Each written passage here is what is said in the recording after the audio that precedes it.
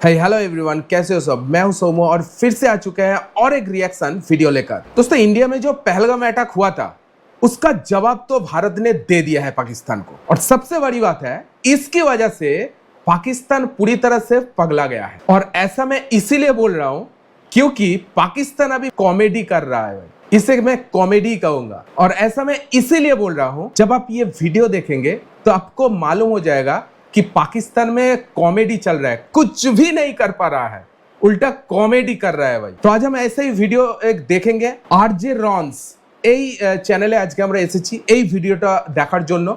ভিডিওটা পোস্ট করেছে, টাইটেল হচ্ছে অপারেশন সিন্দুর, पाकिस्तान के 500 ड्रोन गिराया, इंडिया पाक कॉन्फ्लिक्ट। ऐसे एक वीडियो पोस्ट हुआ है। तो चलिए वीडियो को देखते हैं और साथ में हमारा पर्सनल रिएक्शन आपके साथ शेयर करते हैं। और मैं जो पहले आप लोगों को बोला कि कॉमेडी चल रहा है, तो मैं ऐसा क्यों बोला, चलिए जानते हैं वीडियो के माध्यम से। जय हिंद दोस्तों, पाकिस्तान पूरी तरह से पगला चुका है। भारत से 2 दिन पहले जूता खाने के बाद इस मुल्क को समझ में नहीं आ रहा है कि क्या करें। पहले दिन भारत ने उसके घर में घुसकर सर्जिकल स्ट्राइक कर दी, उसे पता ही नहीं चला। अगले दिन भारत ने उसके भड़काने पर घर में घुसकर ड्रोन अटैक किए और वो उसे भी नहीं रोक पाया। और कल पूरी रात उसने पिछवाड़े का पूरा जोर लगा दिया, मगर वो भारत में एक भी मिसाइल या ड्रोन नहीं गिरा पाया। हमारे एयर डिफेंस ने उसके सारे ड्रोन और मिसाइलें हवा में ही बर्बाद कर दी। एक ही रात में भारत ने पाकिस्तान के दर्जनों ड्रोन ढेर कर दिए। खबर है कि अकेले कल रात में भारत ने पाकिस्तान के कई JF-17 और F-16 ढेर कर दिए। पाकिस्तान से भेजी गई चाइनीज मिसाइलें तो इतनी पंचर निकली कि वो नीचे गिरने के बाद भी फटी नहीं। इसे कॉमेडी नहीं कहूंगा तो क्या कहूंगा, बोलिए।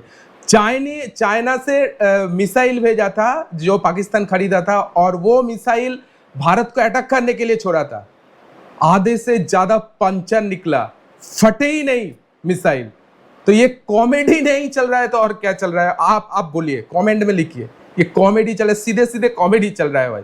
और चाइना से मिसाइल खरीदेगा तो ऐसा ही होगा, ऐसा ही होगा। यहाँ तक कि चाइनीज JF-17 की भी ऐसी धुलाई हुई है कि पाकिस्तान को अमेरिका से भीख में मिले F-16 को बॉर्डर के पास लाना पड़ा। खबर अब ये है कि इस बात के लिए अमेरिका पाकिस्तान पर बैन भी लगा सकता है, क्योंकि अमेरिका ने उसे बोल रखा है कि वो इस लड़ाकू विमान का इस्तेमाल अपनी सेफ्टी के लिए करेगा और किसी पर हमला करने के लिए उसे बॉर्डर पर नहीं लाएगा। अमेरिका से उसका अग्रीमेंट हो रखा है कि वो इसका यूज अपनी कंट्री में एंटी टेररिस्ट ऑपरेशन और इंटरनल सिक्योरिटी के लिए ही करेगा। लेकिन धोखा देना, झूठ बोलना पाकिस्तान के खून में। अमेरिका के मना करने के बावजूद वो अमेरिका से भीख में मिले F-16 एयरक्राफ्ट को बॉर्डर पर ले गया। अब खबर है कि भारत ने पाकिस्तान के एक F-16 को भी गिरा दिया। इससे अमेरिका की F-16 जेट एयरवास भारत ने गिरा दिया। मतलब ये तो सीधा सीधा अमेरिका का एकदम ईगो में लग गया, मैं समझता हूँ। जो पाकिस्तान को मना किया था जेट 50 तभी यूज करना जब किसी चीज को वॉच करने के लिए, वो क्या सीधा सीधा LOC में घुसा दिया और भारत ने वो क्रैश, बिल्कुल क्रैश कर दिया भाई। अमेरिका तो छोड़ेगा नहीं अब पाकिस्तान को, मुझे लग रहा है। अलग बेइज्जती हुई है भाई साहब, उसकी क्या ही बात करें। आपको याद होगा बालाकोट के टाइम भारत के MiG-21 ने पाकिस्तान की इसी F-16 को गिरा दिया था।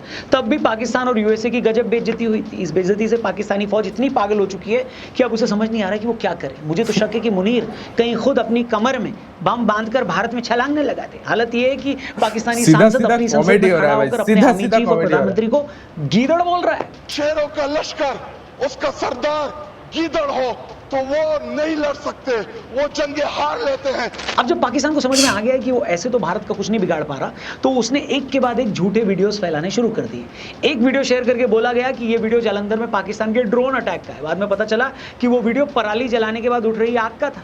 मैंने ये सुना तो आधे घंटे तक मेरी हंसी नहीं रुकी। फिर पाकिस्तानी गधों ने एक वीडियो शेयर करके बोला कि देखो पाकिस्तानी फौज कैसे धनाधन भारत पर मिसाइलें दाग रही है। बाद में पता चला कि वो वीडियो मिसाइल दागने का नहीं बल्कि एक वीडियो गेम का सीन है।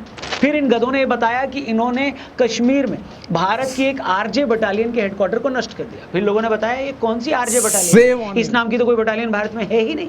फिर इन्होंने एक और वीडियो शेयर करके बोला कि देखो हमने भारत में धमाका करके आग लगा दी। बाद में पता चला कि ये वीडियो तो कुछ साल पहले सर्कस में लगी आग का है।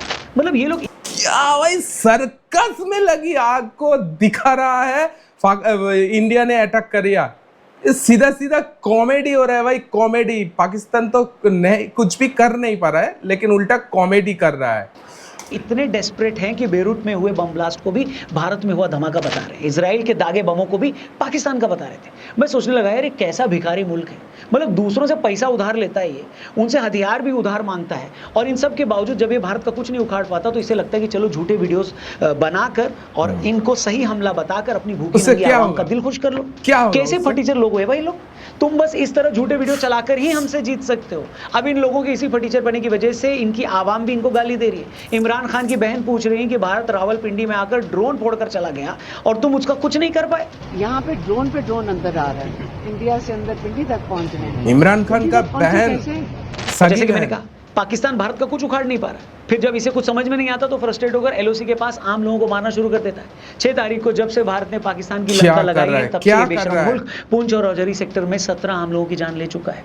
उसमें भी ये देश इतनी घटिया सोच रखता है कि एलओसी के पास भी उन जगहों पर हमला कर रहा है जहां हिंदू गांव हैं या जहां पर हिंदू और सिख रहते हैं। आप सोच सकते हैं कोई देश कितना गिरा हुआ हो सकता है जब उसका बस इतना सामने गिरा वाले देश हुआ की फौज पर न country चले है। तो उसके निहत्थे शहरियों को गोली मारना शुरू कर दे।